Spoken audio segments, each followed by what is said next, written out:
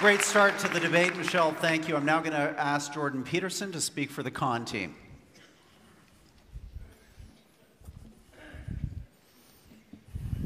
Hello. So we should first decide what we're talking about. We're not talking about my views of political correctness, despite what you might have inferred from the last speaker's comments. This is how it looks to me. We essentially need something approximating a low-resolution grand narrative to unite us. And we need a narrative to unite us because otherwise we don't have peace. What's playing out in the universities and in broader society right now is a debate between two fundamental low-resolution narratives, neither of which can be completely accurate because they can't encompass all the details.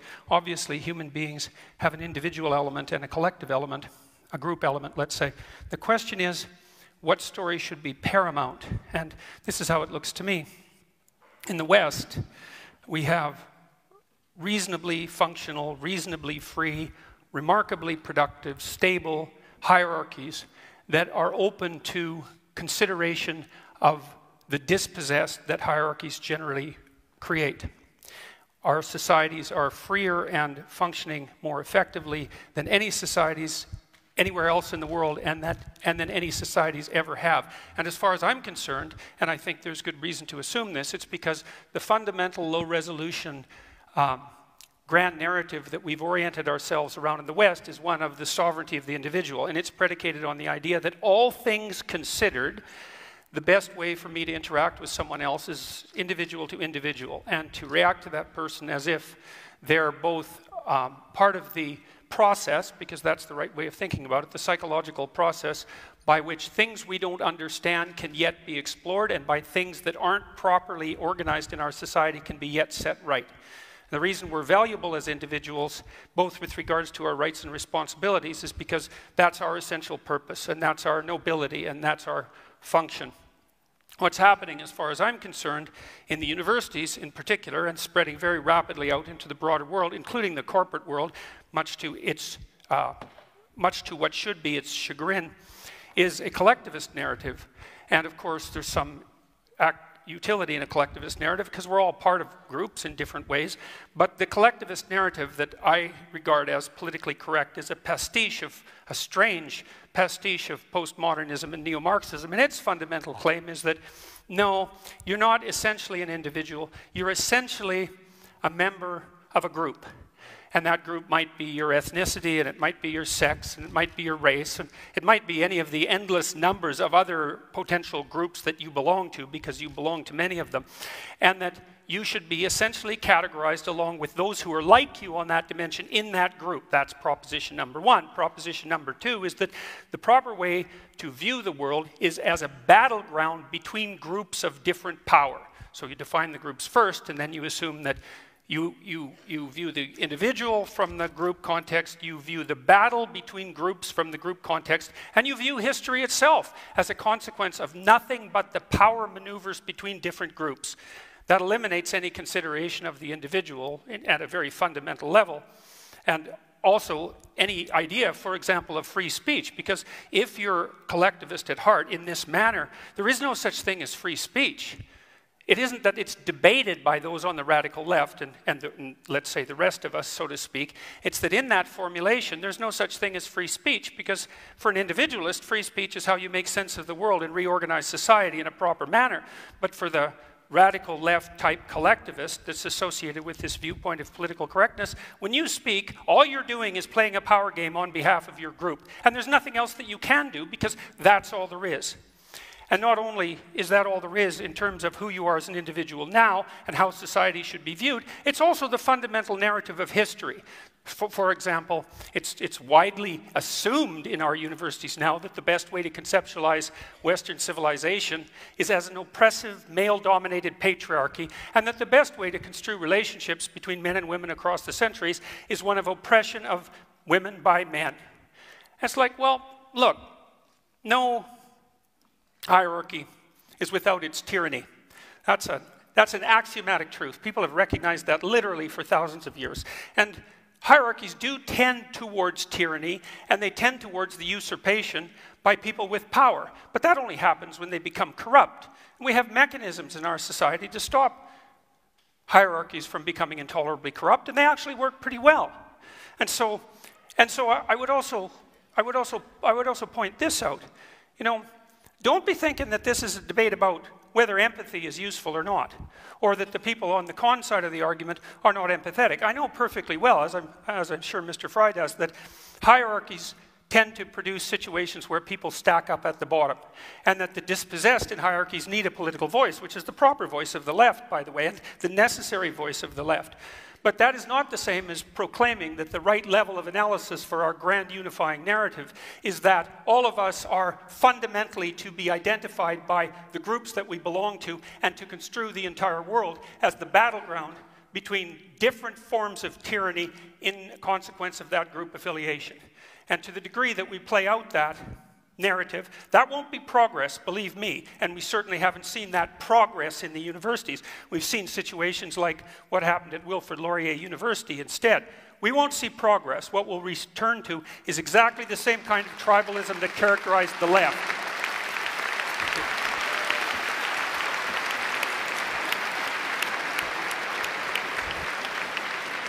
Thank you, Jordan. Michael Eric Dyson, your 6 minutes starts now. Thank you very kindly. Wonderful opportunity to be here in Canada. Thank you so much. I'm going to stand here at the podium. I'm a preacher. And I will ask for an offering at the end of my presentation. This is the swimsuit competition of the intellectual beauty pageant. So let me show you the curves of my thought. Oh my God, was that a politically incorrect statement I just made? How did we get to the point where the hijacking of the discourse on political correctness has become a kind of Manichaean distinction between us and them? The abortive fantasy just presented is remarkable for both its clarity and yet the muddiness of the context from which it has emerged. What's interesting to me is that when we look at the radical left, I'm saying, where they at? I want to join them. They ain't running nothing. I'm from a country where a man stands up every day to tweet the moral mendacity of his viciousness into a nation he has turned into his psychic commode.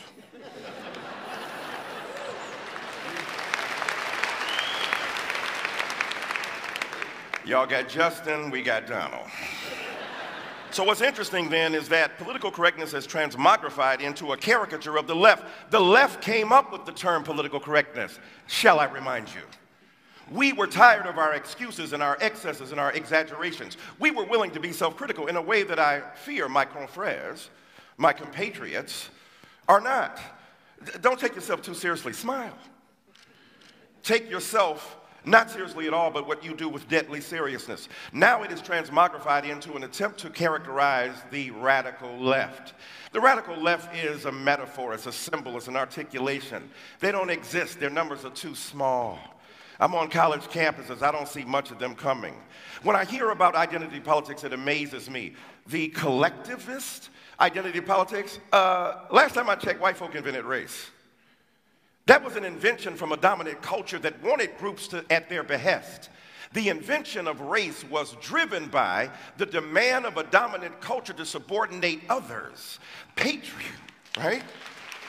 Patriarchy was the demand of men to have their exclusive vision presented.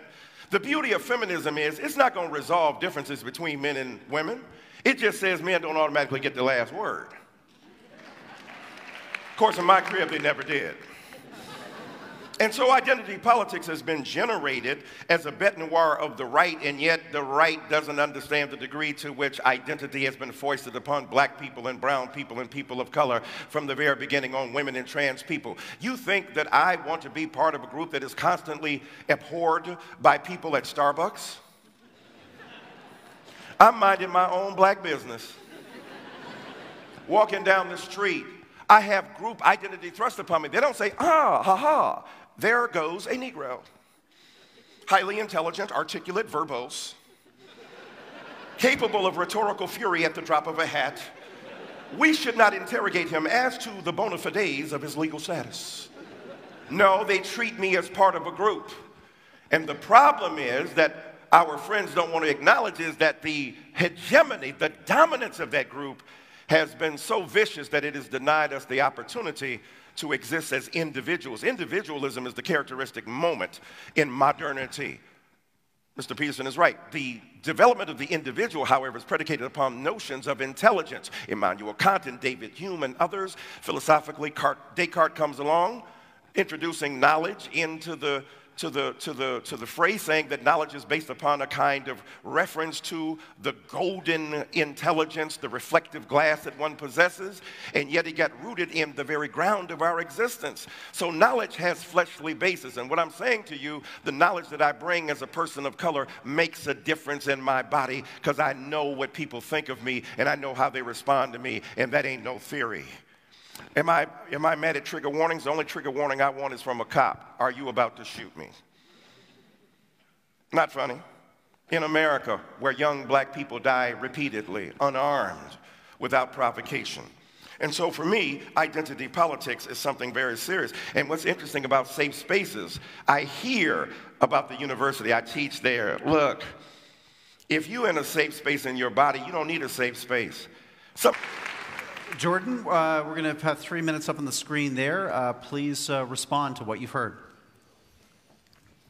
Well, I guess I would like to set out a challenge in somewhat the same format as Mr. Fry did to people on the moderate left. I mean, I've studied totalitarianism for a very long time, both on the left and on the right in various forms. And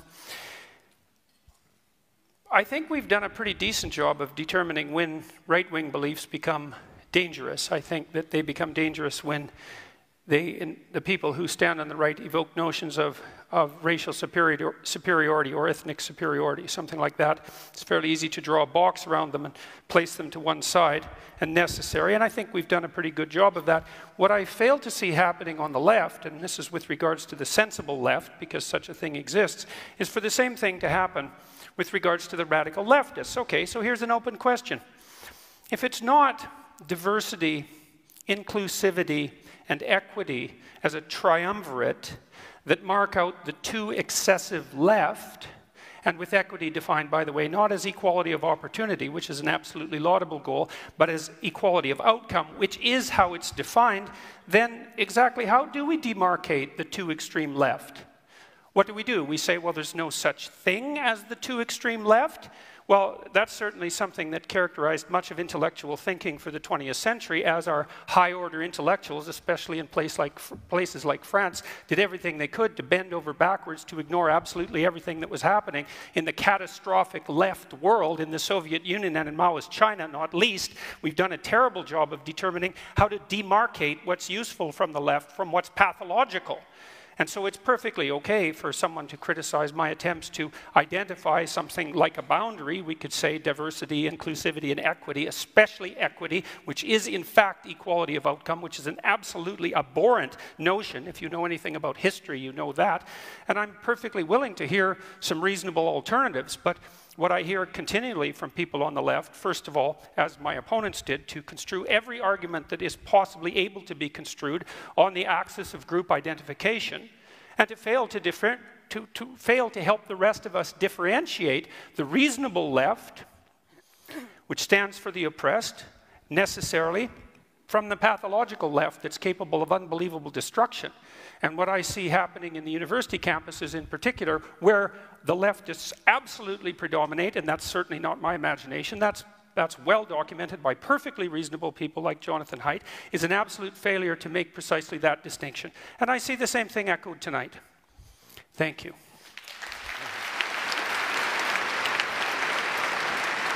Again, what I hear Mr. Peterson talking about as political correctness is something much more broad and much more much more fundamental to social change. And you're talking about, you want me to define, or one of us to talk about when the left goes too far. And if I'm, I certainly don't want to be a woman putting words in your mouth, but if I hear you correctly, what you're saying is that you want me to kind of renounce Marxist categories, or to... It's up to you. Well, I just want you to do it. I want you to define when the left goes too far. You can do it any way you want. like I said, I think that the left goes too far when it is violent or censorious, when it tries to shut people down or no platform them, or when it acts violently. I'm not sure what you expect Something beyond deeper. that. Something deeper, how? Yeah. Well, I'd like you to contend with the set of left-wing ideas that produced all the left-wing pathologies of the 20th century, and to define how you think standard left-wing thinking, which has a valuable place, goes too far, since it obviously does. Has the right gone too far? Has the right gone too far? Of course the right How? has gone Tell too us far. how. Well, how about Auschwitz? I mean, Well, I was talking about 20th is that the century right? politics. What else? More recently, what has gone wrong with the right? Look, I don't like identity politics players at all. I don't care whether they're on the left or the right. I've been lecturing about right-wing extremism for 30 years. I'm no fan of the right, despite the fact that the left would like to paint me that way because it's more convenient How has the for right them. gone too far recently? Well, where? It's threatening to go too far in identitarian Europe, that's for sure. It's gone too far in Charlottesville. It went too far in Norway. Like, how long a list do you want? And why am I required to produce that? To show you that I don't like the identitarian us, right? I just thought I'd ask you. I was actually asking you a question. So your assumption is somehow that I must be on the side of the right. It's like, look, the right hasn't occupied the humanities and the social sciences. It's as simple as that for me. If they had, I'd be objecting to them. Say that again. I didn't hear that. The right has not occupied the social sciences and the humanities. And the left clearly has. The statistical evidence for that is overwhelming. Sir, what about IQ testing in terms of genetic inheritance? Sorry, we're here to talk about political correctness, and we've done a damn poor job of it. I see. I gave you an example.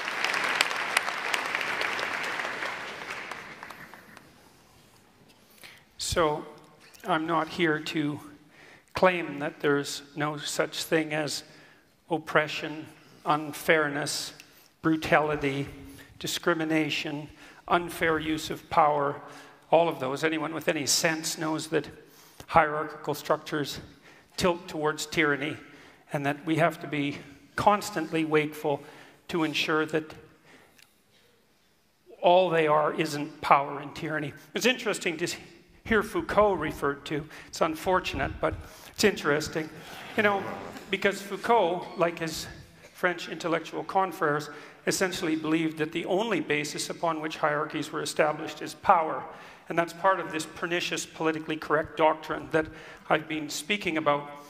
When a hierarchy becomes corrupt, then the only way to ascend it is to exercise power. That's essentially the definition of a tyranny.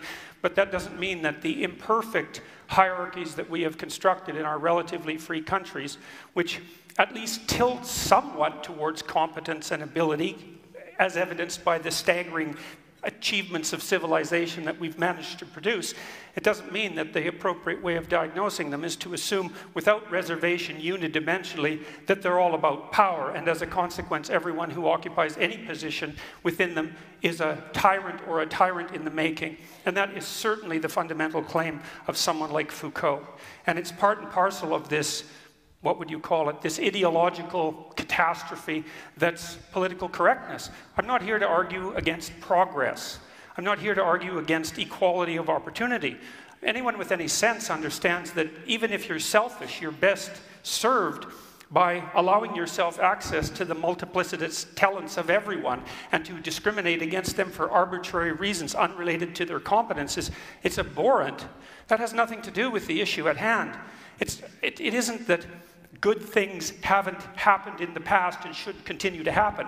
That's not the point. The point is the point my compatriot Fry made, which is, well, we can agree on the catastrophe and we can agree on the historic inequity, but there's no way I'm going to agree that political correctness is the way to address any of that, and there's plenty of evidence to the contrary, some of which I would say was displayed quite clearly tonight.